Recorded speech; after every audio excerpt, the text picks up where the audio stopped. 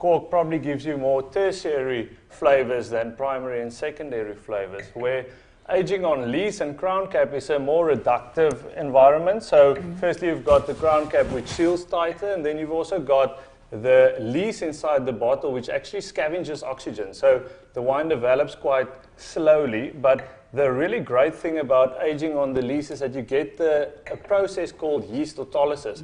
That's actually where flavors from the yeast are imparted into the wine. So though the wine's kept nice and fresh, it really gives good that yeasty baked bread complexity to the wine. Yeah, thank you, Charl. So this is also something that you can take note of, is that the cork will also tell you a bit of a story, how long the wine has been on cork. So this is the one that was disgorged a month ago, or earlier in October, the 2011. So you can see the cork is almost cylindrical. This is the 2013 that has been in the bottle for a number of years. So definitely much more of a mushroom shape. And the other thing is that because the date of disgorging, that's when we remove the yeast from the bottle and insert the cork and the wire muzzle. On the side of the cork, there you can see there's a date. So this is our use of the cork to tell you how long the wine has been on the cork, which is quite a significant happening in the wine's life in the case of Cap Classique. So the corks will also give you an idea of that. So let's talk about these two wines, because the 2013 is 7 years old. The 2011 is nearly 10 years old. So for a white wine, interesting that Amazing. Normally we think white wines do not They mature. don't have the potential. Yeah. Yeah. So what is the difference then? I mean, this is of course starting from a base wine. You know, so what makes a difference with bubbly that makes it age more instead of getting flabby like some other varieties in white? Would be like what's the crystal ball? Please look into the crystal ball. I think the fact that when we pick the grapes for Kaapse, it's picked slightly underripe, not unripe, but underripe. So it's very early in the season. So we start normally around the 10th or the 12th of January. At that point, the Chardonnay and the Pinot Noir, Pinot Meunier will have lower levels of sugar, but very high levels of acidity and a low pH. And all of that combined means that there's a structure in the wine that really benefits longer aging.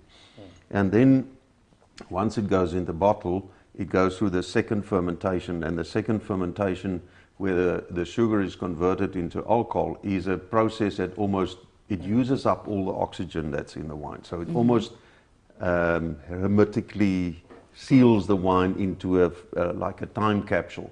And the yeast sediment, in Afrikaans we call it die moer, so it's the mother of the wine. And the mother of the wine looks after its child, and it protects it from development. So it keeps it very fresh. That's why I think in these two wines you'll see that the 2011 is actually fresher than the 13, because it spent longer time on the yeast. The mother was involved much longer, as compared to the 13 that was on the cork for longer. So, and then the nature of Cap Classique is the fact that it's saturated with carbon dioxide. So that means it's almost like blanketing the wine and almost halts the aging and the development of the wine. So you can see a lot of characteristics of this wine works in the favor of longer aging. Having longer lees, sitting on the lees for longer. It's actually quite amazing how the 2011, being 2 years older, actually tastes younger. It's slightly lighter in color. And it's actually still quite tight and almost reserved, where the 13 that spent 5 years on cork is quite showy, very but more briefly. developed. But that's what's so special about tasting wines that are this old or that are mature is, gosh, we realize how we drink so many of them too soon. Yeah. And I do like your analogy of staying with mom and leaving home to see her fortune here, because the 2011 is definitely still in cotton wool, whereas the 2013 has gone out to seek his fortune. He's got more. He has got more. He's got real interest and intrigue, and you can almost smell. You can detect that there's been an advancement of character and expression there, whereas the 2011 is still very much lily white and pristine and clear, and both of them are so delicious and so drinkable right now, and I would guess both would still hold their own for a long time to come. Definitely. What's interesting for me, 2013 was actually my first vintage at Simonsig. And to me it's sort of symbolic, tasting how the wine has developed and sort of, gained and become better over time. It sort of feels to me like my career here as well. You learn with time and you mature and you progress, and so it's quite a special wine for me actually, and I think it's showing really well now. One other thing that I notice now is that compared to the first wine, the Blanc de Blanc, which had a very bright golden color, because this is 11, but this is a blend. So this contains nearly half the cuvee is based on red grapes. So the color is more, is deeper. It's got a bit more creamy or caramelly color. And that is the influence of the red grapes. So the Cuvée Royale is white grapes only. So it's definitely leaning towards the brighter yellowy gold, and this is starting to show a bit of the old gold character. But that is not only age; it is actually the influence of the red grapes. Because when we do the base wines, it's this whole bunch pressing. So all the color of the red grape is actually in the skin.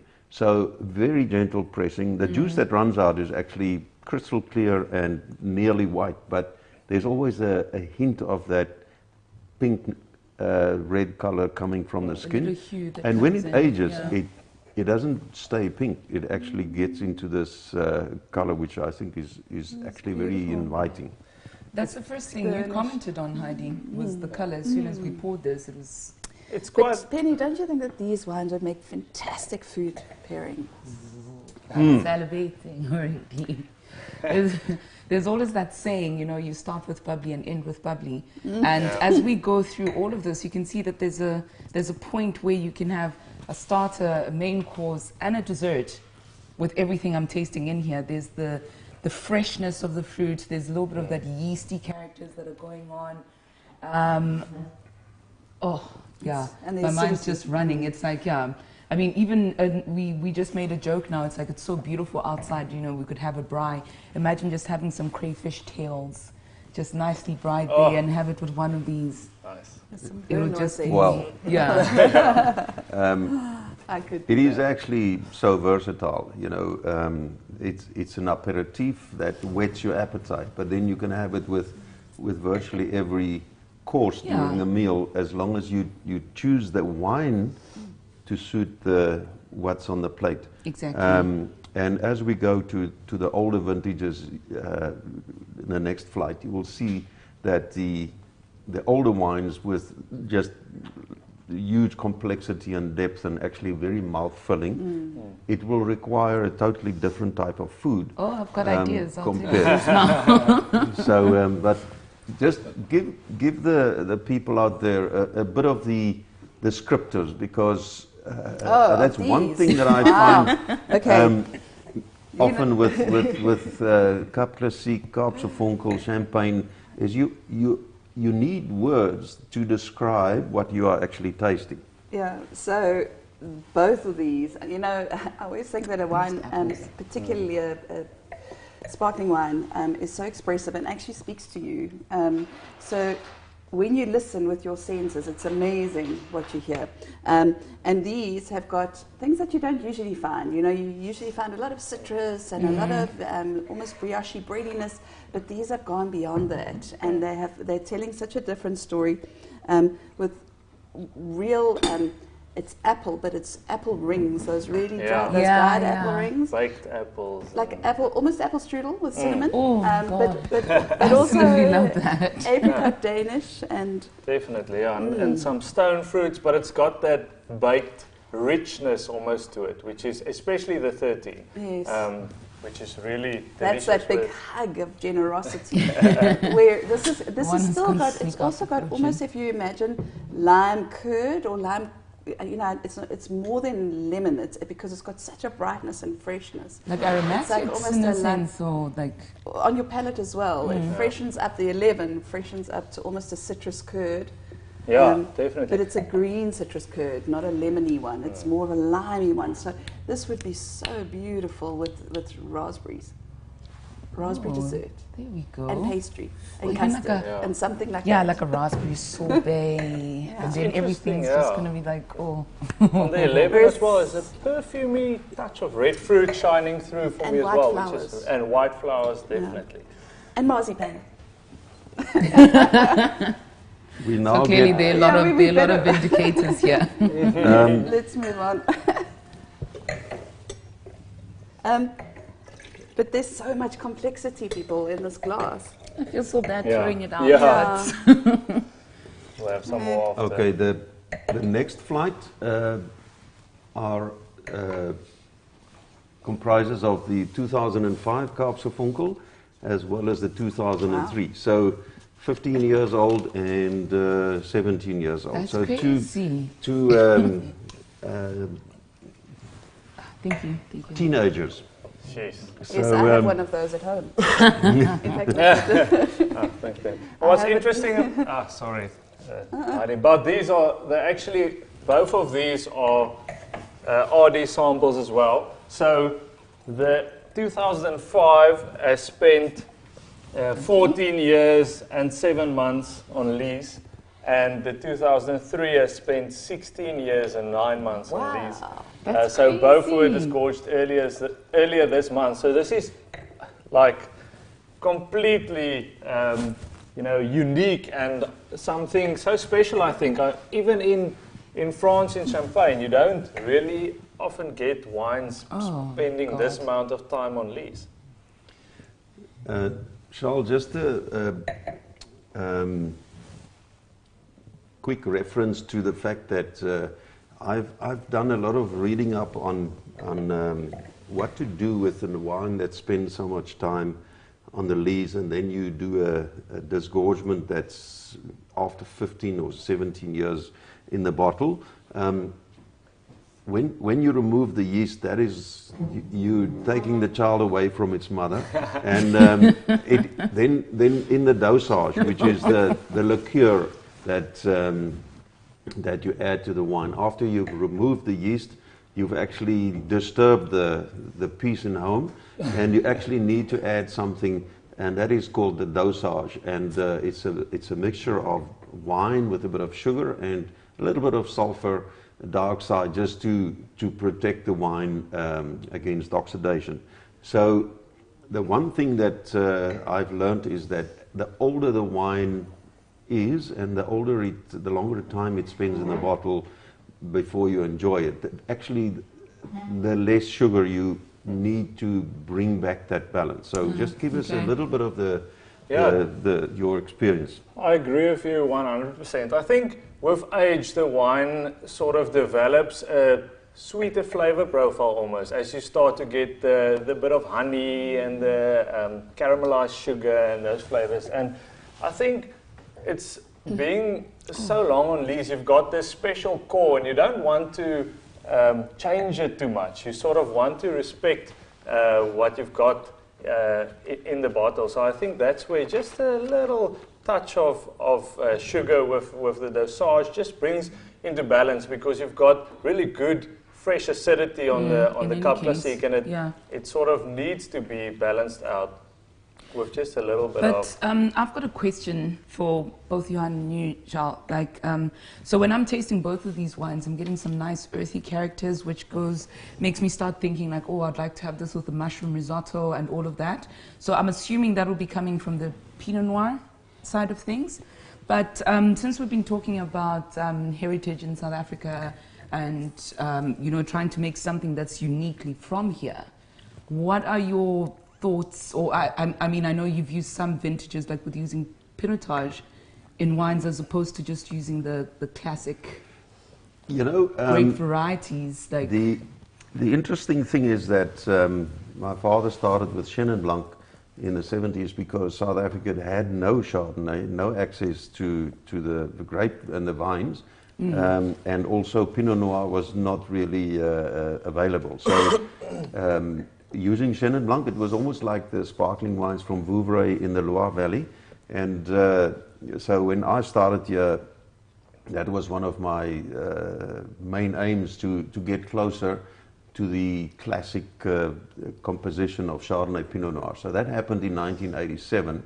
And soon after that, I did a trip to Champagne, which I think was still like a watershed for me, because I went to the famous cellars of Moet and Chandon, and before the time, I asked them, I want to taste some base wines. And normally they show you all their bubblies and they show you all their champagnes. And I said, but I want to taste base wines. And I walked into this room, there were about 200 samples. wow. So I was, then they said, oh, you can taste this and taste that. And the one thing that actually I discovered there is that we always believed that the base wine shouldn't have too much fruit, it shouldn't have too much flavor. It should actually be quite neutral. But we always have a reference that we say it shouldn't be too winey. It must be a cuvee, but it mustn't taste like a wine. Okay.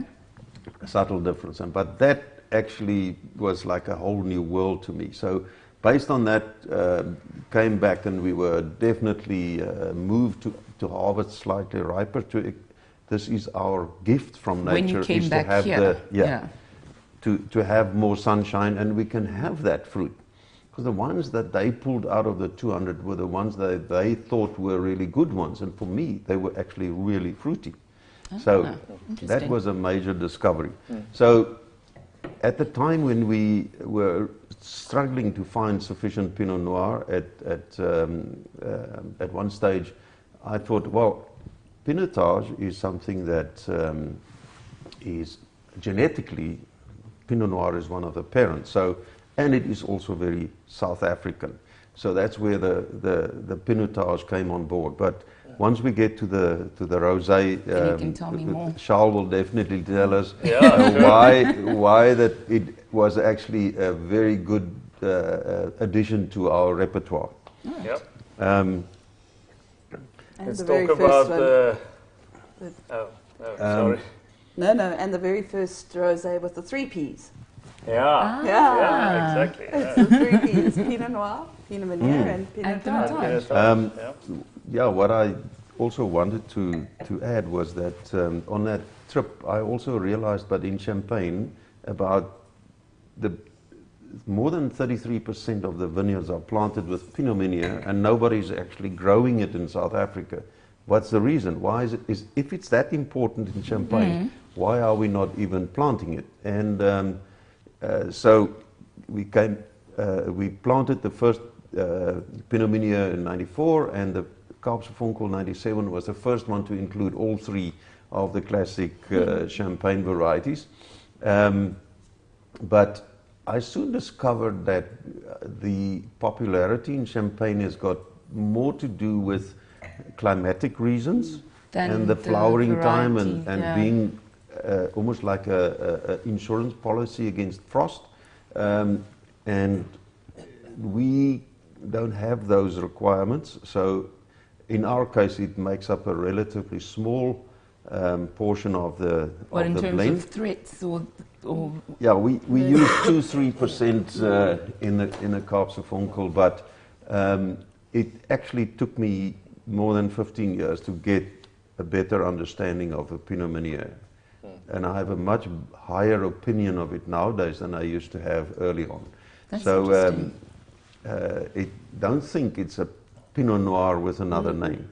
It's a totally different variety on its own. You must handle it differently, and that was a major discovery.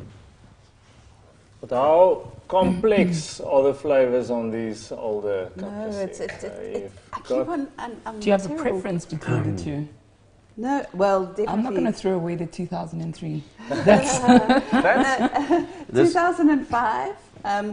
You know, it's so funny when vintages resonate with you, and it takes me back to when I had my youngest son, and it's got so much. It's just so complex. Every time you go back to it, it tells you another story. But that is what's so wonderful about bubbly, is it really does, and sparkling wine in general, is it really.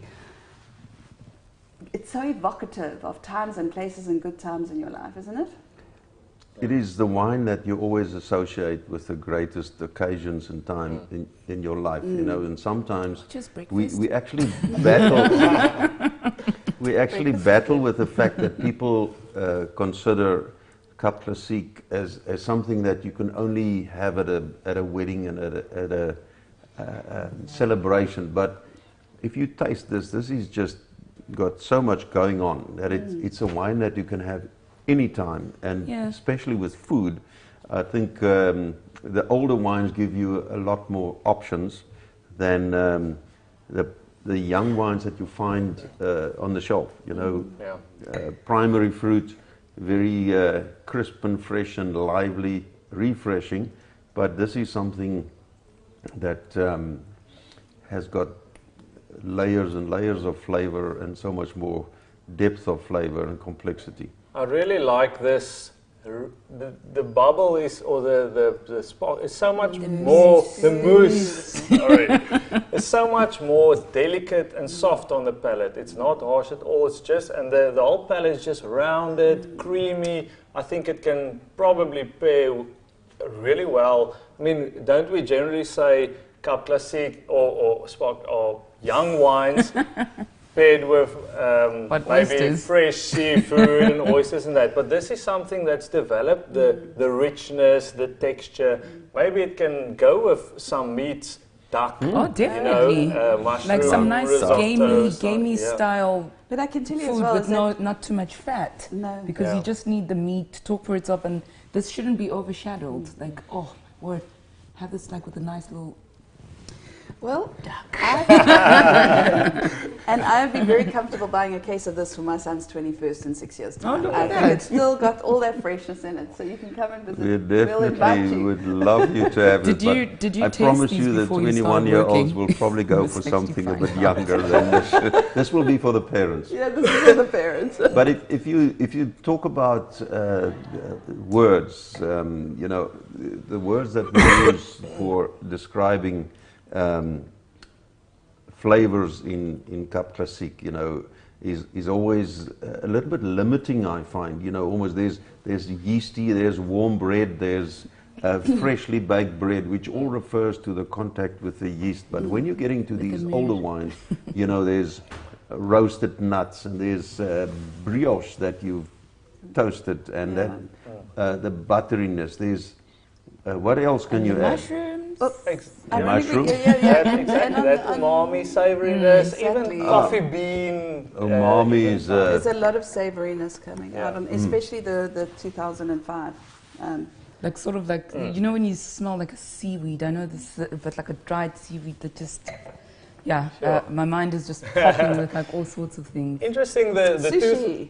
yeah, Exactly. definitely. The What? 2005 Sushi. sushi actually won the Cup Classique challenge for best Cup Classique in South Africa back in Here to 2005 then. yeah, 2005.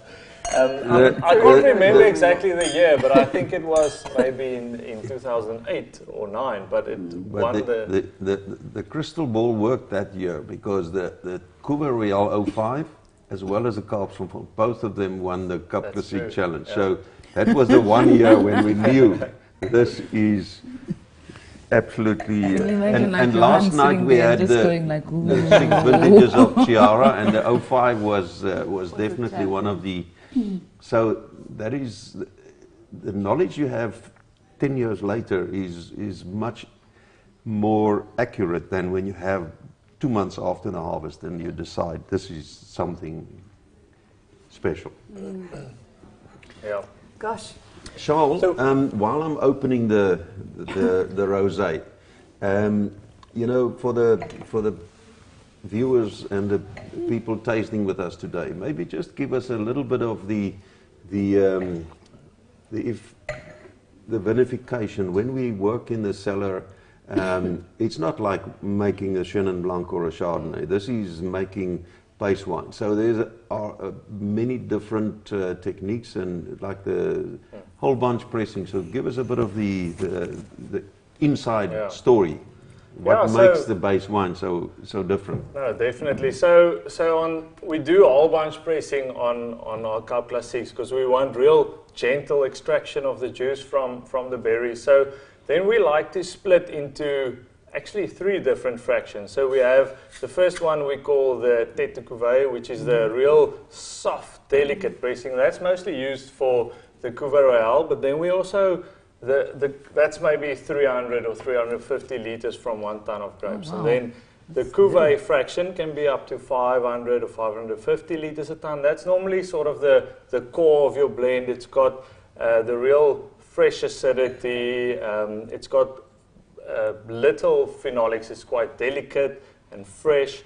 And then we've got the sort of Thai fraction, which is the later part of the press cycle. So you have a bit more skin contact. And from there, you usually get softer acidity, more structure and phenolics. But what's really nice about that component is it's expressive. It's got real intense fruit and fruit forward and upfront. So it's a nice blending component. And we've actually found that it works really nice in the nectars. The sweeter versions. Which are the Because it's got a lot of exuberance. yeah. That makes sense. So while you touched on that, maybe Heidi, you must give us a little bit of the Wine Academy lecture of.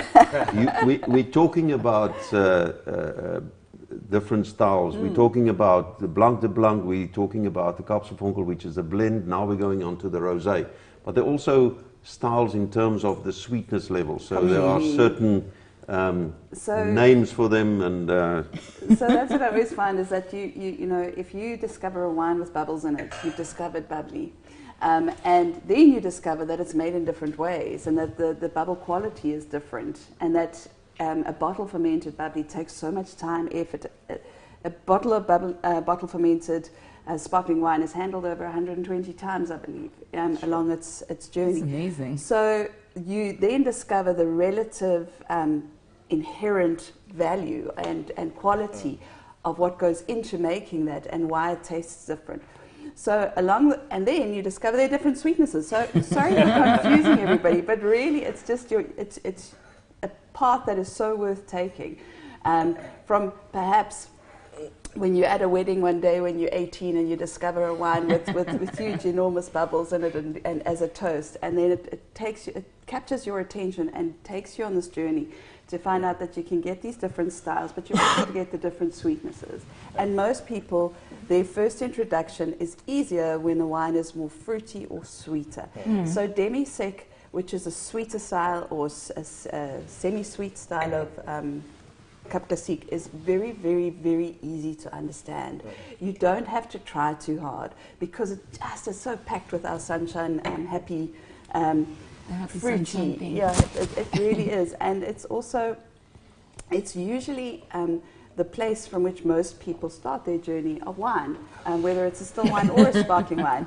And then you learn to get drier and drier and drier. But the thing is that sweet is not, it's not more sophisticated to drink dry wine and less sophisticated to drink sweet wine. It just really depends on what you like and if you're paying what you're swallowing. Yeah. So you've got to drink what you like. And there's definitely, the good news in South Africa is that with 50 years of Classique, and its story being told, is that there's an awareness that there is a difference between just a carbonated sparkling wine and a method cup classique. And there's a lot of people who really want a lot of fruitiness and softly sweet character in their wine, but they still want that yeastiness. They still want that beautiful integrated bubble.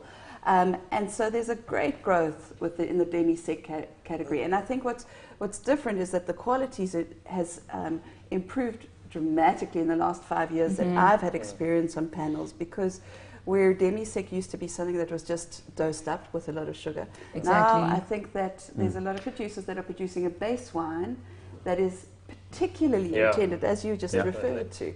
So the balance, the harmony, the beauty has its place with people who prefer a more fruity sparkling, as well as with food. True. There's a lot you can do with a demi-sec. With a nice little nectar.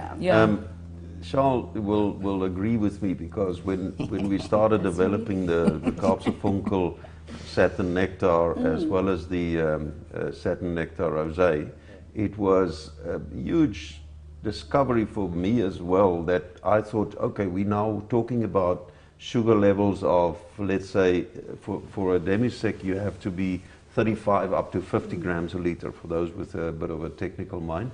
We are just under 40, and I thought, ooh, that's quite a lot of sugar. But you must remember that we picked the grapes underripe, high acidity. So you have this balance between the higher level of sugar combined with the higher acidity, so that you actually taste the wine and you say, but this is not as sweet as you thought it would be. So I can actually encourage people who think they will never try it just to do it once, because let's say you're having a dessert, you're having strawberries and cream, for instance, with a Satin Nectar Rosé. The sweetness in the wine, there's acidity in the strawberries. It actually works like a charm. So, but just to follow on that, like with myself being sort of on the war zone where we see everyone that's coming in and seeing trends and things like that changing, we've just also from producers themselves, the way, if you thought about sweet wine, I'm thinking about when I was drinking sweet wine when I was still young, and that was really like just sugar, and you were asking for last year. And you're just asking for a hangover. But exactly what you're saying now, it's a new category that's being taken seriously, and demi-secs and all of that are starting to actually, they're being made well. So you're sitting there and it's not just the added sugar, but even what they're using for dosage is also high quality, apart from just the base wine itself. So it's not just like simple sugar syrup and then pour that in. If you take the French, sec actually means dry, so demi-sec means half dry. The category above that is vendu, and that is sweet. So that's quite a bit sweeter than what you're talking about, the Satin Nectars, because in South Africa nobody calls it demi-sec, it's called nectar, and nectar is actually the name for something that's half dry. No, definitely. Okay. I think it's a really exciting category of Cup Classique, because you're reaching maybe a market who would never have considered Cup Classique. And who knows, in a couple of years, they might be drinking, Curiosity. Exactly. Or actually this rosé, which you must tell us about with that pinotage. I still want to know. May I just remind people out there, just if we're getting closer to the question and answer section, where we'd love to hear what you think and maybe what you want to know. So put a question on the chat box and let's talk about that in a few minutes, because we're on to our last wine, which is the Kaapse Brut Rosé 2015, which was perhaps one of the most talked about classic vintages in the South African industry in the past 50 years. So a lot of the red wines are highly sought after, but I can think back of 2015 that it was not only a great vintage for red wines, but it was also a great vintage for white wines as well as Cup Classique.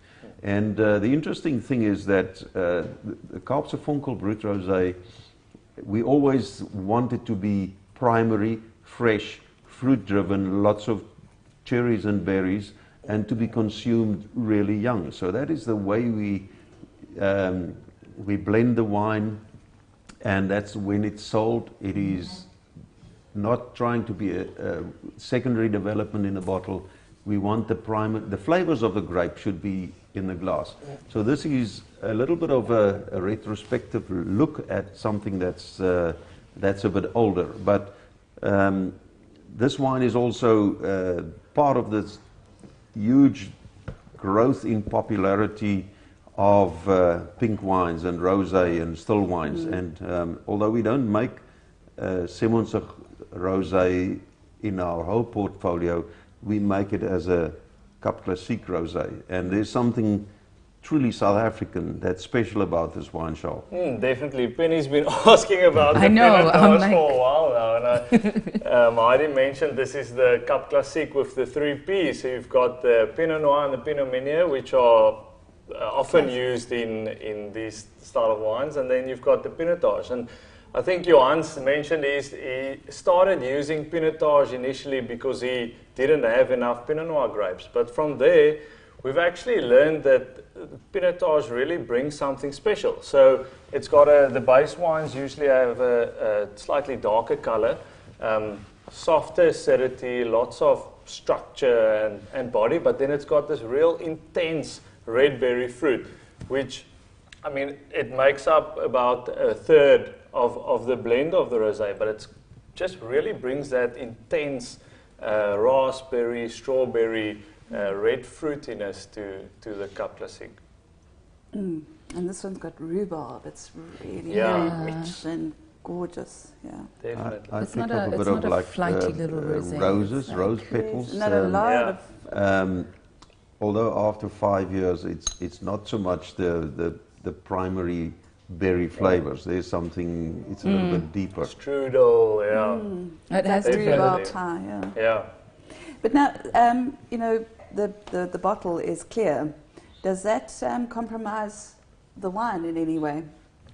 So it definitely makes, you have to like, be more careful, because I think most people know that light is not good for wine. So a green bottle might keep out, I don't know, 70% of light or something like that. A flint bottle doesn't really keep out any light. So you have to be really careful because there's this thing called light strike, which can damage your wine quite badly. But we are especially careful with the rosés. But when you've got a wine with a color that you want to brag with, you need to show it. They do say that you fall in, it's the only wine you fall in love with before you've even noticed it.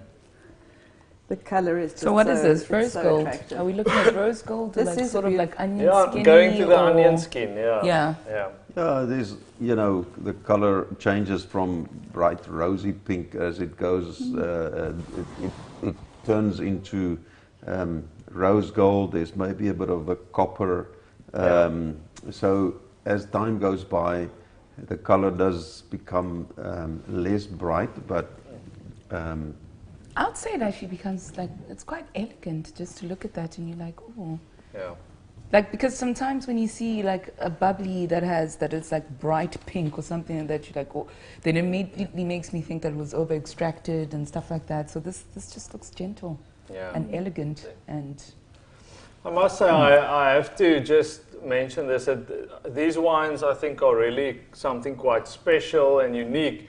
And we're actually selling them for the Kaapse Vonkels and the Brut Rosé for 180 Rand a bottle, which is, crazy. I think, Value. it's a real steal. And it's because with the Vintage Day, we don't, we sort of want to share our vinotheek and our experiences with the public, and we want to show you guys that Classique is something that can really age well. It gains in complexity with time. So you can look on the Simonsig website, and there will be a list of wines, not only Kaapse Vonkels and Classiques, older red wines as well. And the Vintage Day is a very specific time of the year. Normally in August, but this year we decided to, well, it was decided for us to postpone it a little bit. And it is to make these older wines accessible, because nowadays People live in places where you don't really have the facilities to mature a huge number of wine bottles, and it means that you can buy the wine from the estate where it was stored in optimum conditions, and there you can actually at optimum maturity, because the wines that we offer on the Vintage Day have all been tasted and basically decided whether they're still in good condition. And this is something that Simonsig has now built up a reputation for, that we have got a library and a vinotheque with older wines. And I found that during this lockdown, when people were not allowed or capable of buying wine because everything was locked down, that they opened those special bottles that they thought, well, I think we one day is a special day. And I tell you, desperation is a special day. And a lot of people had those bottles that they bought at previous vintage days, as well as wines that they matured. And I got so many Instagram photos and people on WhatsApp that said, we're sitting here and we're having this bottle. And that is a fantastic result, that those wines actually were enjoyed and they were special at a special occasion. So now is the time to restock your cellar because of the wines that you just the next question, or now that we've had the whole flight, or all the flights from the Chardonnay, the blends and the Pinot Noir, just comment a little bit on why are these three varieties so important. Actually, we're talking about 4 varieties, including the Pinotage. The role of each variety in the blend of Kaapse Chardonnay brings elegance, finesse, acidity and longevity. Secondly, Pinot Noir, being a red grape, brings fullness and body, of course, as well as the berry fruit, and it fills out the mid palate, where the Chardonnay can actually be quite linear, as we saw in the Cuvée Royale. And then Pinot Meunier is the one that actually brings a bit of early development. So Chardonnay is the one the slowest to mature. Pinot Noir is like 4, 5, 6 years. Chardonnay from 5, 6, 7, 8 years. But Pinot Meunier is the one that really shows its true potential from 2, 3, 4 years. So it's almost like a relay race. First is the Pinot Meunier, then the Pinot Noir and the Chardonnay that goes to the finishing line. So that's interesting. And of course, I think Pinotage is perhaps somewhere between Pinot Meunier and the Pinot Noir.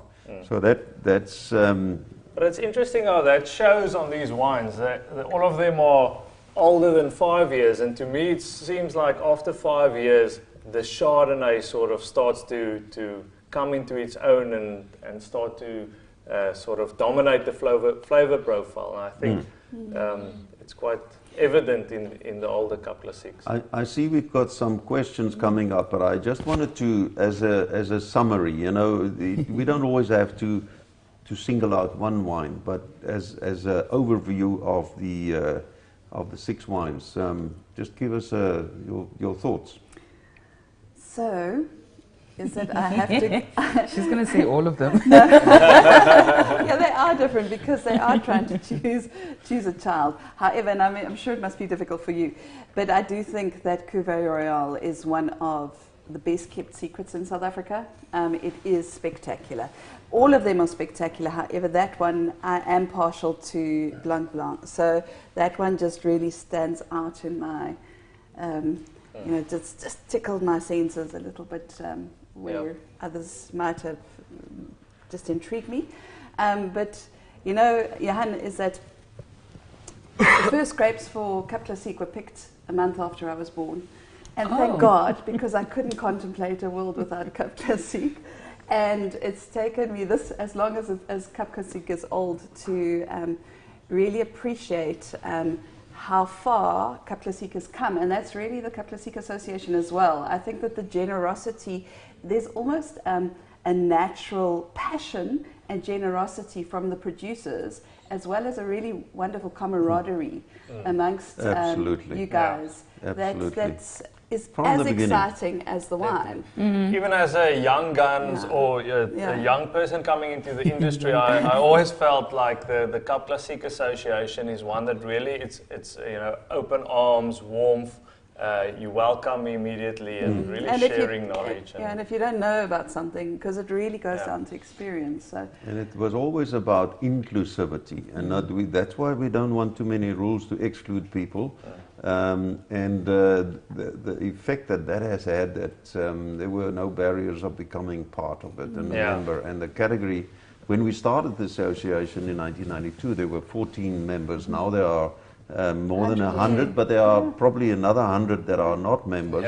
But the association has given guidance and actually encouraged the other winemakers to join in. And the result is that I think Cap Classique as a category, if we go to Champagne, there's a huge respect for what we have done, and the fact that we've never tried to say we are trying to comparing, and that is we have fantastic connections, and when we go there, we are welcomed with open arms, and it's something that I think. If we work together with fellow producers in South Africa, it grows the category. And that is something that is so special. We don't see each other as competition. The competition may be Champagne or Cava or Prosecco or other countries, but we are standing together, which is wonderful. No, it really is. Coming back to your question on the favorites, I'm gonna go with 2013 Kaapse.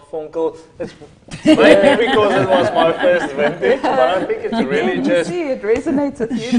Exactly, and that's a special thing as well. But it's really showy. It's good now. It's No, I'm gonna go 10 years younger than you. The 2003. 3. Yeah, it's just it's the whole thing. I've just been trying to get into a journey of tasting older wines. It's all about red at some point, like red ages and all of that. But just what do older wines do? And then now you get even to Champagne. That 2003 is, it's blown my mind. I'm like, I can't imagine that you can have a wine that quality and that's old. Yeah. Well, we're looking for more people like you, because this is something that it's not for everybody. It's perhaps a experience and an acquired taste, but there's so much to discover in older Cap Classique, Kaapse and so on. That it just takes it to another level. So I'm glad that you put up your hand for that. I see when it comes to questions, somebody asked that we are big fans of your Nectar Cap Classique. Can they age too? We've only been making the Nectar since 2016 was the first release, so we haven't got that much experience. But if you look at still wines, the sweeter white wines tend to have the sugar is also a preservative, so they tend to mature exceptionally well. So I would think that they can. No, I agree. I think they definitely have the potential, but as Johan mentioned, we haven't been making them for so long. But it probably all also comes to personal preference. I really like a Nectar Cap Classique when it's young, fresh. It's got that real nice fruity. Yeah. It depends how long you can resist temptation. Yeah. The brightness of fruit will probably give way to something that's a little bit more like honey and the sweeter flavors. But I don't think the wine will develop too quickly, so it will change in the flavor spectrum, but that would also make it different, but enjoyable. Yeah, definitely. I thought the rosé was quite a discovery because, we are so focused on the rosé has to be primary fruit driven. You have to have the raspberries, the strawberries, and so on. And I thought the rosé I think it's almost halfway between the freshness and the matured character. So no, it's a lovely rosé. Lovely. Yeah. because quite often when you go to French champagnes, the wines, the rosés probably use a lot more, whether it's red wine or the first pressing, where the color is more intense. The rosés can often be a little bit too much tannin and a little bit on the coarse tannic side. and then fighting with you sort of in terms of flavors, yeah. And in our case, we do the rosé with premium quality cuvée, so it's not as if we're using harder pressed grapes. So it's important that it must be elegant and refreshing. Yes. Yeah.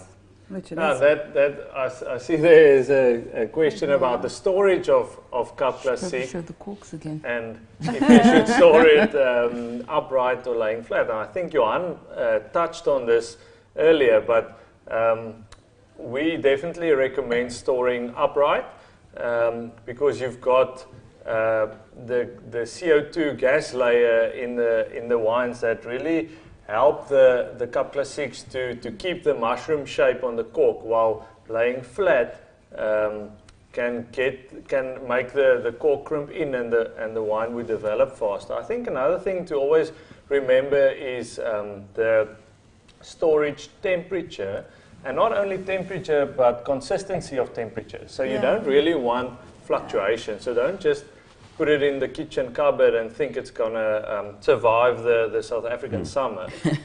I think that's probably something that Champagne has, that they're quite lucky to have those underground chalk tunnels where you have this sort of consistent 10 to 12 degrees Celsius.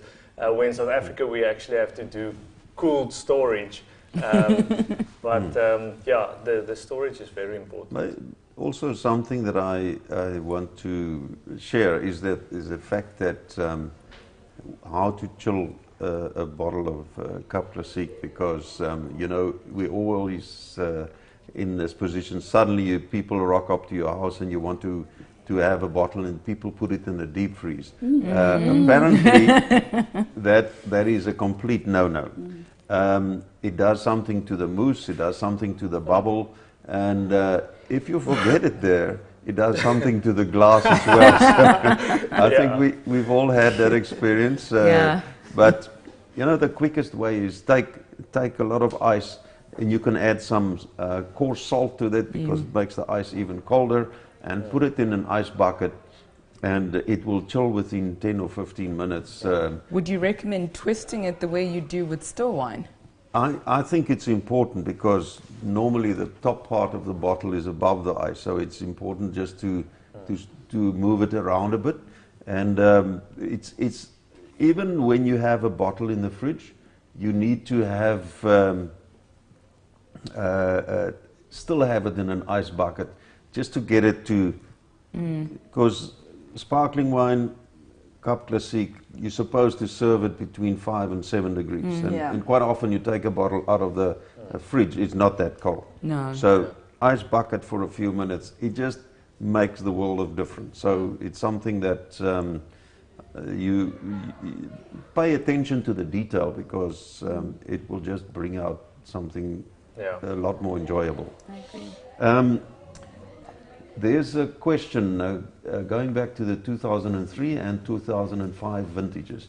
How many more years do you think these wines will go on for? Another crystal ball.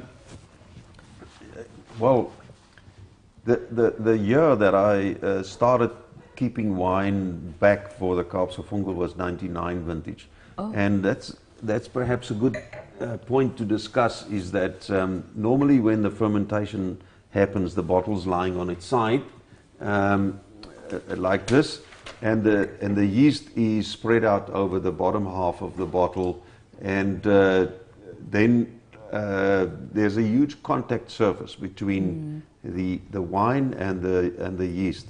But when we keep the bottles for further maturation, the French refer to it as sur point, which is on the point. So we riddle it, and eventually the bottle's standing upside down, and all the yeast is in the neck of the bottle. And so this contact surface is as big as a 50-cent piece, so really tiny. So even that slows down the development and the influence of the yeast.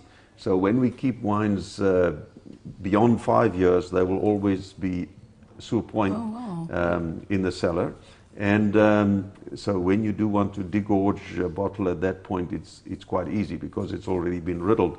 So at the moment, the 05 and the 03 will be sur point, and I think because they are sealed with a crown cork, your seal is 100%. That means you won't lose the pressure.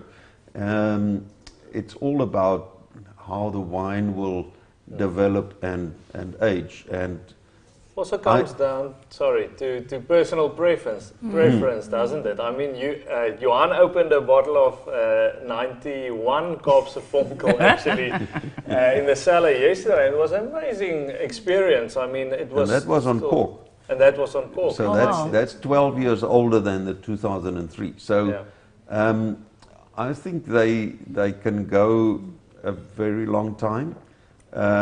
What I find, if the wine is on cork, and I think we also used to store them horizontally, they lose the intensity of the mousse. So that is something that after many years, the wine becomes completely flat. So there's a question. Just tasted the 03 compared with the 2013. I find the 03 more matured and yet smoother than 2003 on my palate. Any thoughts on why? 03. Okay. I think from my perspective, maybe the aging on the lees there has some effect as well, because the 2003 being stored on lees for 16 years plus, you've really got a lot of the autolytic character and sort of manoproteins, that's quite technical, and things going into the wine from the lees, which I think can really help with that creaminess and the texture.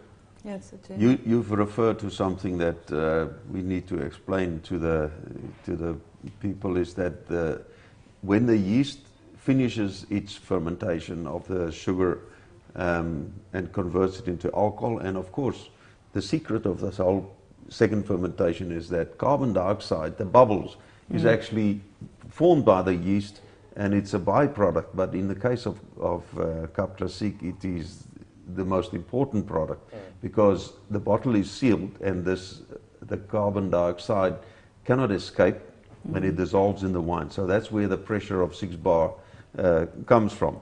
And once the yeast is finished fermentation, there's no more sugar left. It actually settles in the bottom, and then when the yeast start to break open, that's called the autolysis, and that's when the yeast is starting to give back components and flavors to the wine. That's why the length of time that it spends on the sediment is so important. So apart from being the mother on the one side, it actually educates the little boy or the girl. Truth. Well, I don't have any more wine in my glass.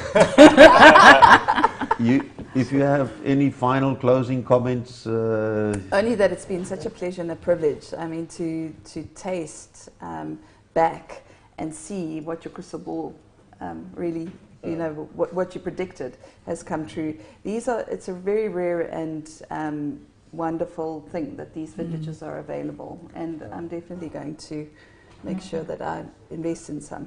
Thank you, Johan. It's a pleasure, Heidi. Yeah.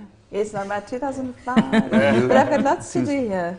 2003, you definitely like the The tier 3 was also just Yeah. complexity, and the richness of that is beautiful. Yeah. No, I absolutely love the tertiary characters, but at the same time, it actually goes in all three pockets. There was still some primary, the secondary, and the tertiary, and it just mishmashed in a way. I was just like, oh my god, I need like 12 bottles of this. You need the rainbow. Yeah. So I'm definitely getting the 2003 for Christmas. I really liked, hearing all of the different perspectives from different sort of industries and the different takes on the older Classiques. And for me, the looking into the past almost, makes you excited about the future because you know what's coming. you know what's coming. Completely. Yeah, well, but thank you very much to your participation and contribution and insights. I think the topic we discussed just shows you how much there is to learn about wine and how much we still have to learn. And it was great to have your input and your experience and knowledge. So thank you very much for sharing it. And also to our Simonsig Vintage Day fans out there, thank you very much. It was. Thank you for joining us. We hope you enjoyed it as much as we did. And once you have the freedom to travel and to visit the estate, there's an old saying that wine always tastes best under the roof it was made. But I'll attest to that. But when it comes to Kaapse Vonkel, again, something that I can ascribe to my father, he always said Kaapse Vonkel makes memorable moments linger longer. Oh, nice. Cheers. Cheers. Cheers. Nice.